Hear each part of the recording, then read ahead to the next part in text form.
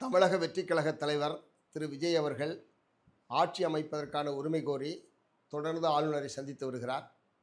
அவர் ஏற்கனவே அறுதி பெரும்பான்மைக்கான எண்ணிக்கை இல்லை என்று சொல்லி அவருக்கு அறுதி பெரும்பான்மை 118 எண்ணிக்கை வேண்டும் என்பதை ஆளுநர் அவர்கள் தெரிவித்திருந்தார்கள்.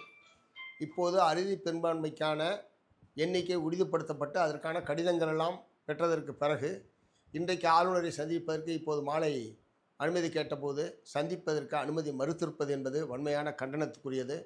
ஆட்சி அமைப்பதை தடுப்பதற்கான உள்நோக்கத்தோடு தான் ஆளுநர் அவர்கள் இப்படி நடந்து கொள்கிறார் என்று நான் கருதுகிறேன். இத்தகைய அணுகுமுறை என்பது வன்மையான கண்டனத்துக்குரியது. உடனடியாக ஆளுநர் அவர்கள் திரு விஜய் அவர்கள் முதலமைச்சராக பொறுப்பேற்பதற்கான அதற்கான அழைப்பை விடுக்க வேண்டும் என்று மார்க்சிஸ்ட் கம்யூனிஸ்ட் கட்சியின் சார்பில் நான் வற்புறுத்தி கேட்டுக்கொள்கிறேன்.